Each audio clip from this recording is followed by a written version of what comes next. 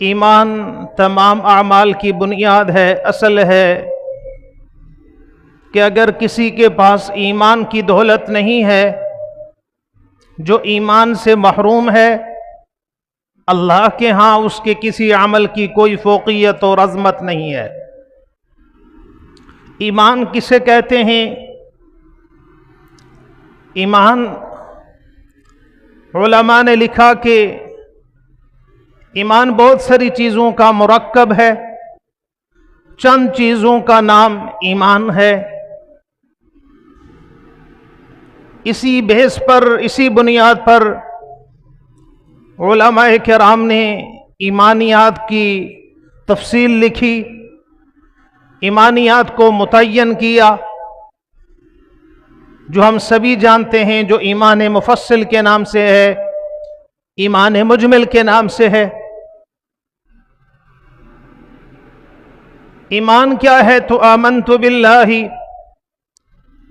میں ایمان لے کر آیا اللہ کی ذات پر، وملائکتہ، اور اس کے فرشتوں پر، وکتبہ، اور اس کی ساری کتابوں پر، ورسلہ، اور اس کے سارے رسولوں پر، والیوم الآخر، اور آخرت کے دن پر، والقدر خیرہ وشرہ من اللہ تعالی، اور اس بات پر بھی ایمان لے کر آیا کہ ہر خیر اور شر اللہ کی طرف سے ہے،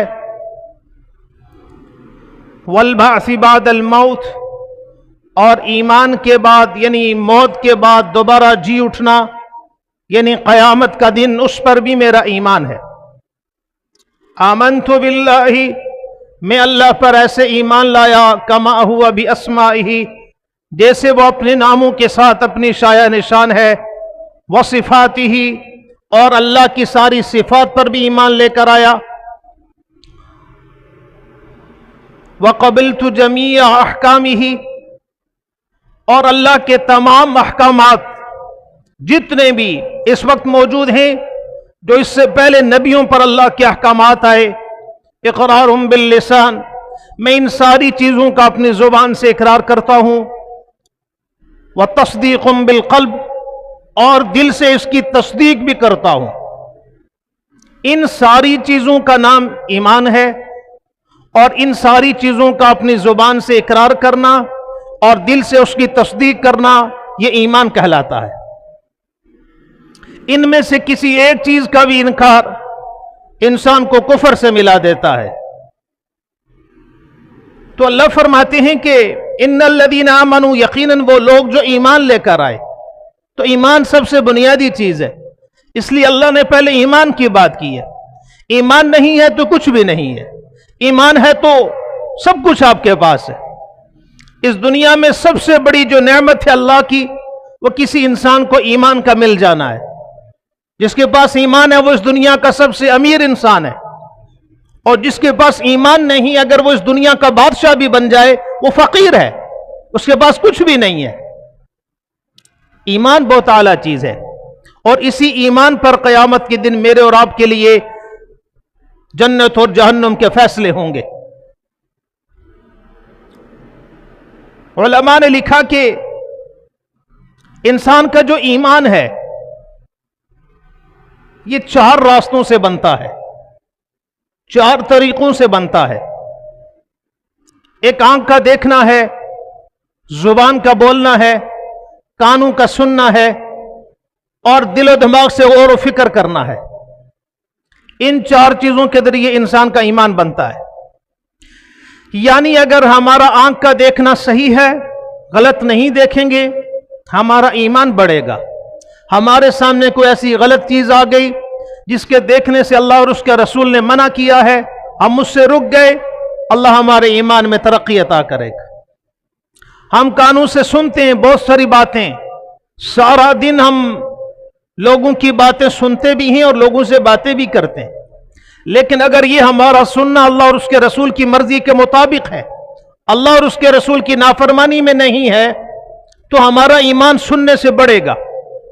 زبان سے ہم بولتے ہیں، سارا دن ہم بولتے رہتے ہیں۔ بہت لوگ ایسے ہوتے ہیں جو بہت زیادہ بولتے ہیں، اور دوسرے لوگ انہیں دیکھ کر سمجھ رہے ہوتے ہیں یہ بہت تگڑا بندہ جی، بڑا تیز آدمی ہے، حالانکہ جو انسان زیادہ باتیں کرتا ہے دنیا کی وہ زیادہ بے وقوف ہے، لیکن ہمارے اس آدمی کو بڑا تیز سمجھا جاتا ہے، بڑا عقل مند، کہ تو لوگوں کو یوں ایک ہاتھ سے بٹھاتا ہے دوسرے سے اتار دیتا ہے، ہاں دستی اب بندے نو پھیر دینا بندہ جی، حالانکہ وہ بے وقوف ہوتا ہے۔ تو ہم صبح سے شام تک بولتے رہتے ہیں، کچھ نہ کچھ کہتے ہی رہتے ہیں، گھر والوں سے، بیوی بچوں سے، پڑوسیوں سے، محلے داروں سے، دکان پہ، دفتر پر، ملازمت میں، دیہاڑی میں۔ تو اب ہم دیکھیں گے کہ ہمارا زبان سے بولنا کیسا ہے۔ اگر یہ صحیح ہے، اللہ اور اس کے رسول کی مرضی کے مطابق بول رہے ہیں، اور زبان سے کوئی ایسی بات نہیں کر رہے جس پہ اللہ اور اس کے رسول ناراض ہوتے ہیں، تو اس زبان کے بولنے سے بھی ہمارا ایمان بنے گا۔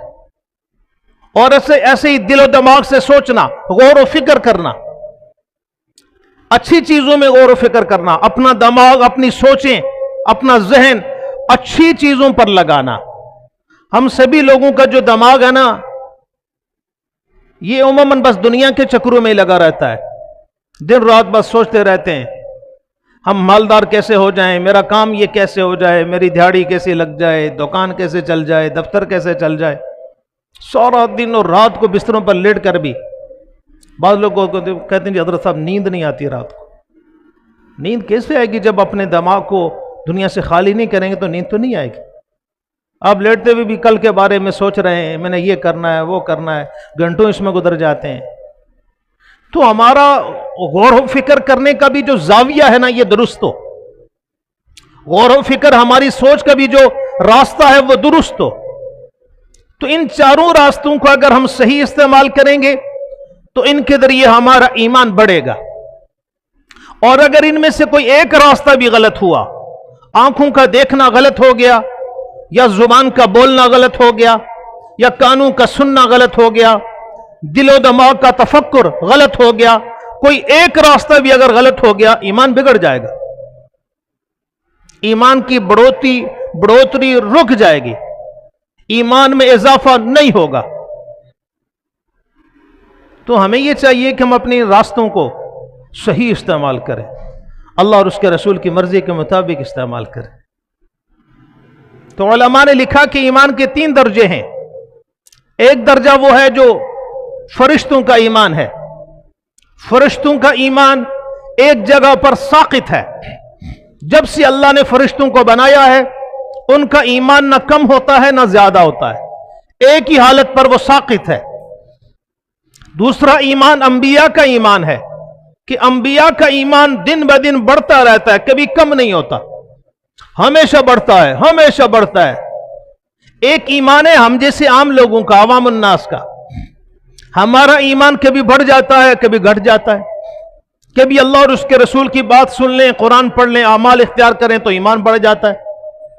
اگر اعمال سے دور ہو جاتے ہیں، نماز سے دور ہو جاتے ہیں، مساجد سے دور ہو جاتے ہیں، پھر ایسی حالت ہو جاتی ہے کہ ہمیں نماز پڑھنے کا بھی دل نہیں کرتا، ہمیں قرآن کھول کر دیکھنے کا دل نہیں کرتا۔ بہت سارے لوگوں کو آپ نے دیکھا ہوگا جو یہ کہتے ہو، آپ نے سنا بھی ہوگا، ہم نے تو بہت سنا، کہ جی نماز پڑھنے کا دل نہیں کر رہا، جی قرآن پڑھنے کا دل نہیں کر رہا، اعمال اختیار کرنے کا دل نہیں کر رہا۔ حالانکہ ممکن ہے ویلا ہے، کوئی کام دھندا بھی نہیں ہے، لیکن دل نہیں کر رہا۔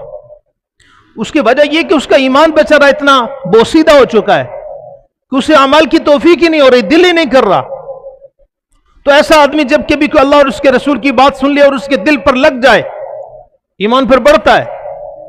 بہت سارے لوگوں کو آپ نے دیکھا ہوگا، نماز ایک نہیں پڑھتے لیکن 3 دن سروزہ لگا دیا، واپس آ کے کم سے کم زیادہ نہیں تو مہینہ تو وہ نماز پڑھ ہی لیتا ہے، لیکن اگر مسجد سے جڑا رہتا ہے تو پھر نمازی بن جاتا ہے۔ اگر وہ کٹ بھی جائے پھر بھی کچھ دن اس کے اثرات اس پر باقی رہتے ہیں، اس لیے کہ وہاں دین اللہ اور اس کے رسول کی بات سنی، ایمان بڑھ گیا۔ تو ہمارا جو ایمان ہے وہ کبھی بڑھتا رہتا ہے، کبھی کم ہو جاتا ہے۔ تو بڑھتا تب ہے کہ جب اللہ اور اس کے رسول کی بات ہم سنیں، مساجد کی طرف آئیں، نیک لوگوں کی صحبت اختیار کریں، ایمان بڑھے گا۔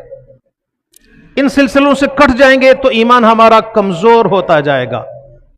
اور پھر ایمان کا جو سب سے آخری درجہ اللہ کے رسول نے بتایا ہے نا، ایمان کا سب سے آخری درجہ، حضور نے فرمایا کہ ایمان کا سب سے آخری درجہ یہ ہے کہ تمہارے سامنے اگر کوئی شخص اللہ کی نافرمانی کرتا ہے اور تمہارے دل پر کوئی کسک، دکھ اور تکلیف آپ کو ہو، تو یہ سب سے کم درجہ ہے ایمان کا، کہ ہمارے سامنے کوئی آدمی گناہ کا کام کر رہا ہے، نافرمانی کر رہا ہے اللہ کی، اس کے رسول کی نافرمانی کر رہا ہے، اور میرے دل میں تکلیف ہو رہی ہے۔ اعلیٰ درجہ تو یہ ہے ایمان کا کہ میں ہاتھ سے جا کر اس کو روکوں، بھائی یہ کام نہیں کر سکتے تم، یہ سب سے اعلیٰ درجہ ایمان کا۔ دوسرا درجہ یہ ہے کہ ہاتھ سے نہیں، زبان سے آپ روکیں، بھائی یہ کام مت کرو، یہ گناہ کا کام ہے، یہ نافرمانی اللہ اور اس کے رسول کی نافرمانی ہے، یہ ایمان کا دوسرا درجہ ہے۔ تیسرا درجہ یہ ہے کہ آپ ہاتھ سے بھی نہیں روک سکتے، زبان سے بھی نہیں کہہ سکتے، لیکن آپ کے دل میں تکلیف ہو رہی ہے، آپ کا دل بے چین ہوتا ہے اللہ کی نافرمانی کو دیکھ کر۔ یہ ایمان کا سب سے آخری درجہ ہے، اس سے نیچے ایمان کی کوئی سطح نہیں ہے۔ اور اب ہم جتنے لوگ یہاں بیٹھے ہوئے ہیں، ہم دیکھ سکتے ہیں، ہم اپنے ایمان کا موازنہ کر سکتے ہیں کہ میرا ایمان کس درجے کا۔ اگر میرے سامنے اللہ کی نافرمانی ہوتی ہے، کیا مجھے تکلیف ہوتی ہے کہ نہیں؟ کیا مجھے دکھ ہوتا ہے کہ یار یہ گناہ کیوں ہو رہا ہے، یہ نہیں ہونا چاہیے؟ کیا میری طبیعت کے اندر اس طرح بے چینی پائی جاتی ہے؟ اگر ہے تو سمجھ لیں کہ ایمان کی کوئی رتی موجود ہے۔ اور اگر کچھ بھی فرق نہیں پڑ رہا، گھر کے گھر پورے کے پورے بے حیا اللہ کی نافرمانیاں ہیں، اور میں چاہے جائے کہ محلے یا پڑوسی یا کسی جگہ منع کروں، میں اگر میں اپنے گھر والوں کو بھی منع نہیں کر سکتا برائی سے، نافرمانی سے، پھر آپ سمجھ جائیں کہ بھائی حضرت صاحب آپ کا صرف دعویٰ ہی اسلام اور ایمان کا ہے، آپ کے پاس ایمان نہیں ہے، یہ سب سے کم درجہ ہے۔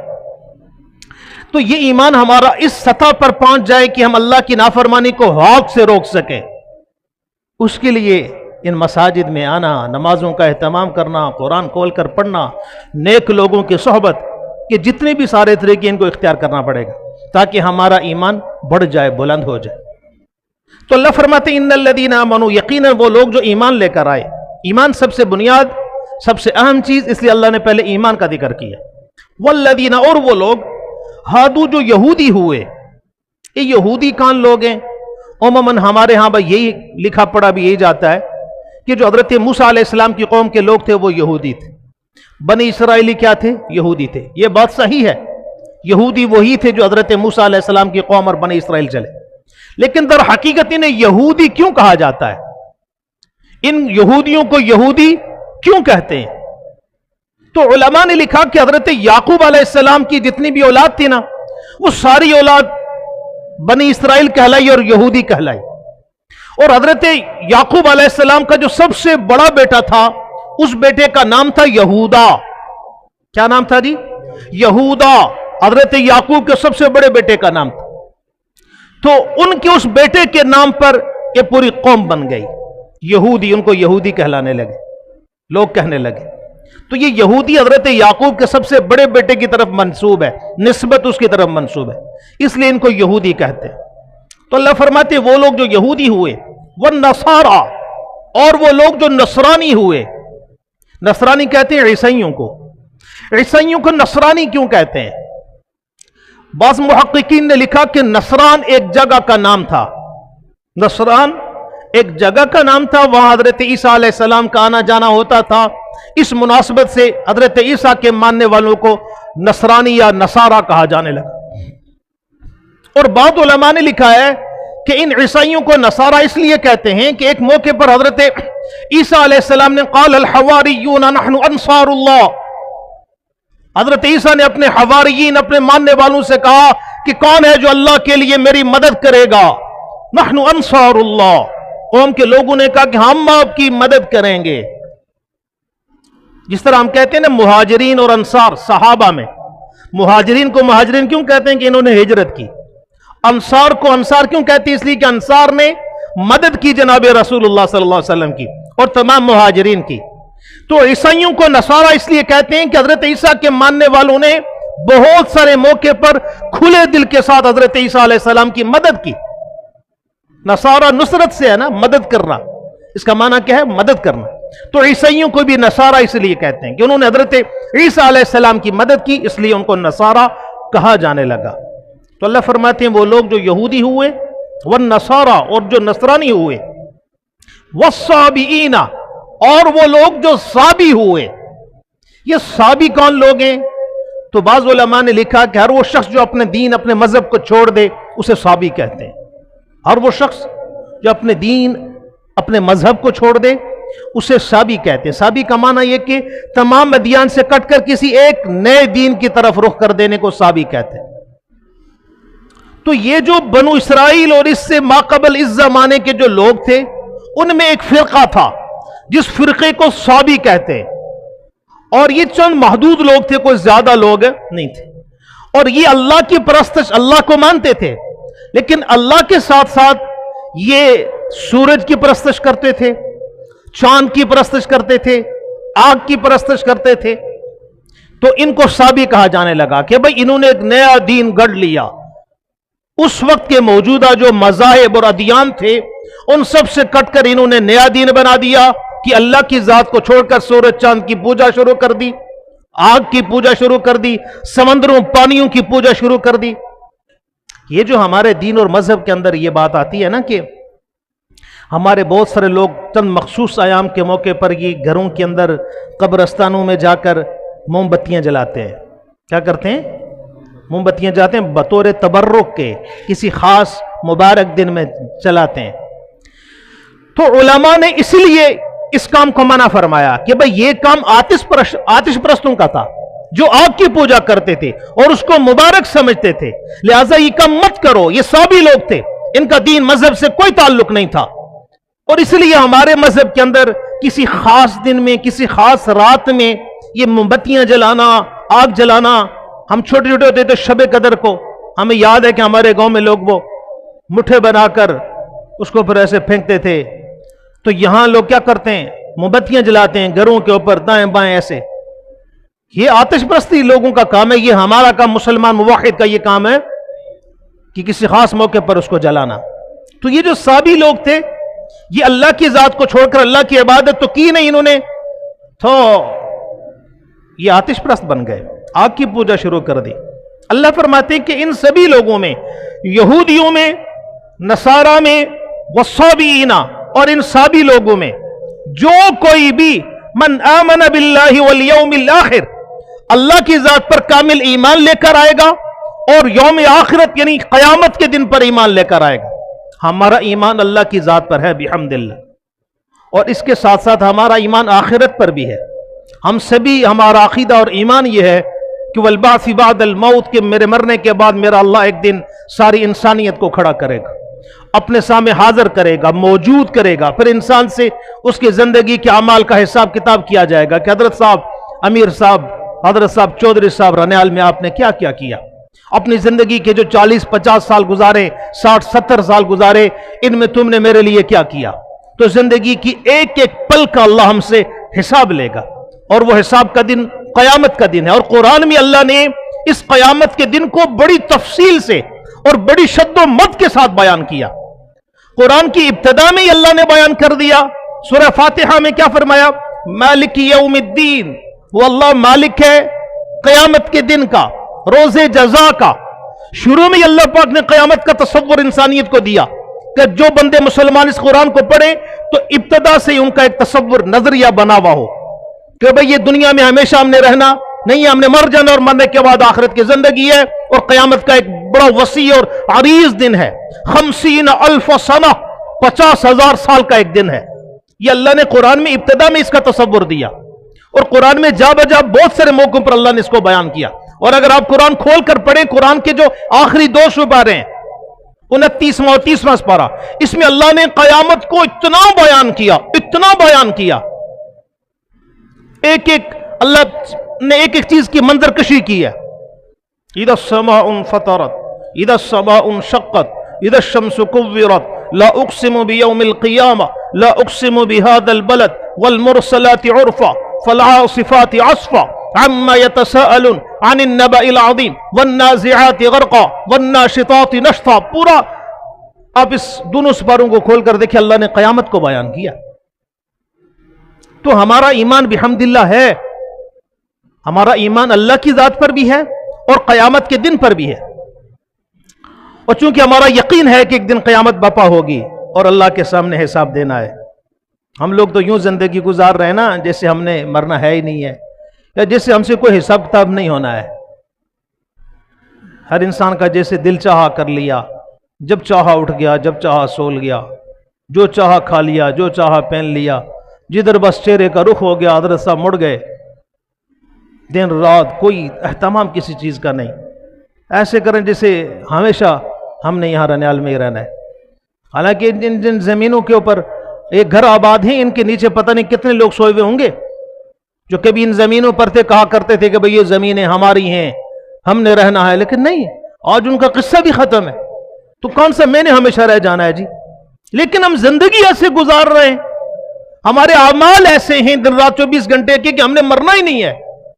کسی آدمی کے پاس دکان ہے، وہ سمجھتا ہے کہ بس میری دکان ہی یہی ہے، اپنا سب کچھ دکان پر لگا رہا ہے۔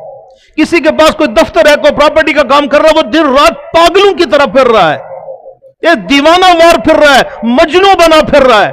کوئی پراپرٹی کا کوئی پلاٹ کا گاہک مل جائے اور میرا کام ہو جائے اور یہ ہو جائے، جو دفتر میں جا رہا ہے وہ اسی کام کے لیے سج دج رہا ہے۔ وہ دفتر کو اتنی اہمیت دیتا ہے، دکان 8 بجے کھولے گا، اس کی اتنی اہمیت ہے، نماز کی اہمیت نہیں ہے۔ دکان حضرت صاحب آ کر 9 بجے 7 بجے 8 بجے کھولیں گے، دفتر حضرت صاحب نے 9 بجے آ کر کھول دیا اور پورے ٹائم پر پوری تیاری کے ساتھ آتا ہے، لیکن یہی آدمی تھوڑی دیر پہلے نماز کے لیے اٹھ کر نماز پڑھنے کے لیے تیار نہیں ہے۔ تو دنیا کے لیے ایسے لگے ہوئے جیسے کہ ہم نے یہاں برسوں ہزاروں سال رہنا ہے، اپنے کل کا مجھے پتا نہیں ہے، میرے ساتھ کل کیا حادثہ ہو جائے، کل کیا گزر جائے میرے ساتھ۔ تو ہمارا ایمان اور اس چیز کو اپنے سامنے رکھ کر زندگی گزارے بھائی۔ جیسے وہ نیک لوگوں کا کہنا ہے کہ مسلمان اپنی آخرت کو سامنے رکھ کر زندگی گزارتا ہے اور کافر اپنی دنیا کو اپنے سامنے رکھ کر زندگی گزارتا ہے، چونکہ کافر کی آخرت کا تصور کوئی نہیں ہے۔ وہ سمجھتا ہے کہ یہ جو دنیا کی زندگی ہے یہ 50-60 سال بس یہی زندگی ہے، اس کے بعد دوبارہ جینا مرنا قصہ ہی ختم ہے۔ یہ کافر کی سوچ ہے، مسلمان کی یہ سوچ نہیں ہے۔ مسلمان سمجھتا ہے کہ میں اگر 70 سال بھی جی لوں 80 سال بھی جی لوں، ایک دن مروں گا اور میرا اللہ دوبارہ مجھے اپنے سامنے کھڑا کرے گا۔ اور یہ آخرت کا تصور رب کے قرآن نے دیا، امام الانبیاء نے دیا، تمام انبیاء نے اپنی قوموں کو یہ تصور دیا کہ بھائی دنیا میں ہمیشہ رہنا نہیں ہے بلکہ آخرت میں اللہ کے سامنے جانا ہے۔ کس منہ سے اللہ کے سامنے جائیں گے جی؟ اگر ساری زندگی ادھر ہی بس بدبختی میں گزار دی، نہ نماز کا اہتمام ہوا، نہ قرآن کا، نہ دین کا، شریعت کا، اللہ اور اس کے رسولوں کا، طریقوں کا کوئی اہتمام نہیں ہوا، مر کے جانا تو اللہ کے سامنے ہی ہے۔ کس منہ سے ہم جائیں جی؟ ہم اگر کسی کے گھر بطور مہمان جاتے ہیں تو خالی ہاتھ نہیں جاتے ہیں، کیا حال ہے جی؟ ہمارے ہاں یہ طریقہ ہے، یہ رسمیں ہیں ہمارے ہاں کہ ہم جب کسی کے گھر جاتے ہیں بطور مہمان جاتے ہیں تو کوشش یہ ہوتی ہے بھئی ہاتھ میں کچھ نہ کچھ ہو، کوئی مٹھائی ہو، کوئی فروٹ ہو، کوئی چیز ہو، تب کسی کے گھر جائیں۔ خالی ہاتھ بہت سارے لوگ کہتے ہیں یار خالی ہاتھ جانا مڑا لگتا ہے، میں ان لوگوں کے سامنے کیا خالی ہاتھ ہو اگر ہم وہاں پہنچ جائیں۔ آپ ایسا کرتے ہیں کہ نہیں کرتے جی؟ کسی گھر مہمان جاتے تو کچھ لے کر جاتے ہیں نا جی۔ تو اللہ کے سامنے جانا ہے، کل قیامت کے دن جانا ہے اور اللہ کے روبرو پیش ہونا ہے، اور اس کے لیے عمل کوئی بھی نہیں ہے تو ہم کس منہ سے جائیں گے؟ اگر ہم دنیا کے معمولی انسانوں کے سامنے خالی ہاتھ جانا پسند نہیں کرتے تو اللہ کے سامنے جو زمین و آسمان کا رب ہے، ہمارا حقیقی خالق و مالک و رازق ہے، اس کے سامنے جانا ہے خالی ہاتھ جائیں، کس منہ سے جائیں گے؟ پھر کیا اللہ سے کہیں گے یا اللہ ہم تو رنیال میں بس اپنے کام دندوں کے اندر ہی لگے رہے؟ تو ہم کوشش تو کریں نا جی۔ قیامت کا ایک دن یقینی دن ہے، قرآن میں اللہ پاک نے اس کو جا بجا بیان فرمایا۔ تو اللہ فرماتے ہیں کہ ان سبھی لوگوں میں سے جو یہودی ہیں، نصرانی ہیں، سابی لوگ ہیں، اور اس امت کے لوگ بھی مراد ہیں، کہ ان سبھی لوگوں میں سے جو شخص اللہ کی ذات پر ایمان لے کر آیا اور آخرت کے دن یعنی قیامت کے دن پر ایمان لے کر آیا، اور اس کے ساتھ ساتھ وَعَمِلَ صَالِحًا، اچھے اعمال بھی کرتا رہا۔ کیا کرتا رہا جی؟ اچھے اعمال بھی کرتا رہا۔ تو اچھے اعمال کیا ہیں؟ اچھے اعمال کس شے کا نام ہے؟ اچھے اعمال جناب رسول اللہ صلی اللہ علیہ وسلم کی سنت، آپ کے طریقے کا نام اچھے اعمال ہے۔ اپنے کھانے پینے میں، سونے جاگنے میں، نشست و برخاست میں، شادی میں، بیاہ میں، خوشی میں، غمی میں، ہر موقع پر جناب رسول اللہ صلی اللہ علیہ وسلم نے کیا کیا؟